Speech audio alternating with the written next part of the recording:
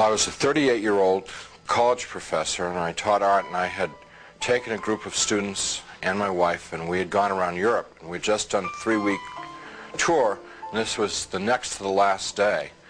And we were in Paris, and at 11 o'clock in the morning I had a perforation of my stomach. When this happened, the pain was the most acute pain I'd ever experienced in my life, and it just dropped me right down to the ground. And so I'm twisting and kicking and moaning and screaming and yelling around on the floor, and my wife called the desk, and they called an emergency service. A doctor came, and he called an ambulance because he knew what was wrong, and they took me about 8 miles across town to the public hospital, to the General Hospital of Paris, where I was taken into emergency, examined by 2 more doctors who knew exactly what was wrong with me, and then they took me away to the surgery hospital, which was a couple blocks away.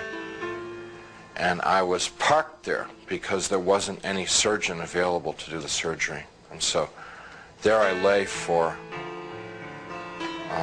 8 to 10 hours in that hospital with no medication, no examination, no attention whatsoever, awaiting a surgeon to come. And it's now 8:30 at night.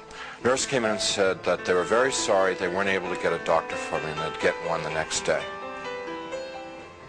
Well, when she said that, I knew that it was over for me. I knew that I was dead. The only thing that was keeping me alive was I didn't want to die. I was scared to death of dying, because as far as I knew, I was an atheist, non-believer, person who lived for the gratification they could get out of the moment, and like dying to me was like the worst.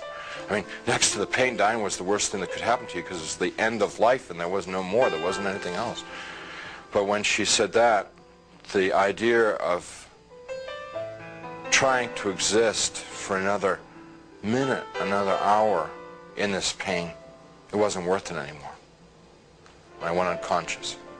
I probably was unconscious for a very short while, a few minutes probably. And I was conscious again, and I looked, opened my eyes and looked, and I was standing up next to my bed. And I knew exactly where I was and what the situation was. I mean, there was no confusion in my mind. I felt more alive, more real than I've ever felt in my life. You know, people ask me, you know, were you a ghost? I was just the opposite. Very alive. As I'm looking around the room, I see that there's, underneath the sheet on the bed, there's something under the sheet, a body.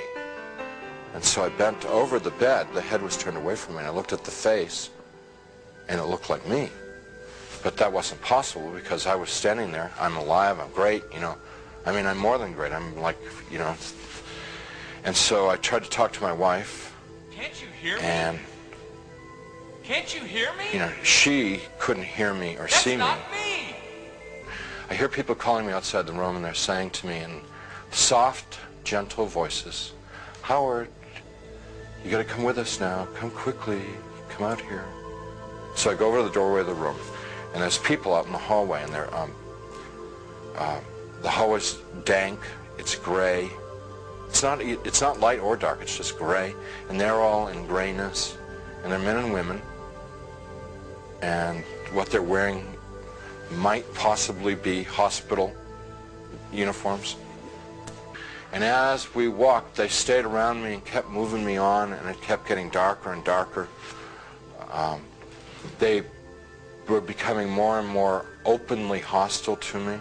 First they were sort of syrupy sweet to get me to go with them, and then when I was going along with them, it was like, hurry up, keep moving, you know, shut up. Stop asking questions. You know, they started getting more ugly. And so we get into complete darkness. And I'm absolutely terrified. These people are very hostile. I don't know where I am. I said, I'm not going to go with you any further. They said, you're almost there. And we started to fight. I was trying to get away from them. They were pushing and pulling at me. And there are now a lot of them. There's it's real hard for me to talk about, and I'm not going to tell you much about it, just a little bit. Because it just gets too ugly. But initially they were like tearing and biting. Tearing with their fingernails, scratching, gouging, ripping, and then biting. Trying to defend myself, trying to fight them off, trying to get away from them, but it's like being in a beehive, just hundreds of them all over me. And I eventually was just laying on the ground there, all ripped up, pain everywhere, inside, outside, and even harder to bear than the physical pain was the emotional pain of what had just happened to me. The utter degradation. I heard my voice. It wasn't somebody else's voice. It wasn't the voice of God or anything. It was my voice. And I heard it speak, but I didn't speak it. So whether it's the voice of my conscience or I don't know what it was. It was just, but I distinctly heard my voice say, pray to God. And so I thought to myself, I don't believe in God. Pray to God. So I called out into the darkness, Jesus, please save me. Please save me. And he came. He came. First there was a tiny little speck of light in the darkness, and it very rapidly got bright. And the light became so bright that if it were in this world, it would have consumed me. It just would have fried me to a crisp. But it wasn't at all hot or dangerous there. The light just came upon me, and he reached down. He was in this light, and he reached down out of this light and gently started to pick me up. And in his light, I could see that I was gore and filth and wounds all over. And I looked like roadkill. And he's gently putting his hands underneath me and very tenderly picking me up. And as he's touching me, everything just goes away. All the wounds, all the pain, all the dirt, it just kind of like evaporated away. And I'm like whole and healed. And inside, just filled with his love, which I wish I could be more articulate about. It's so frustrating not being able to tell people about it, because you know, it's the best thing that ever happened to me in my life. I mean, it's like it's the everything.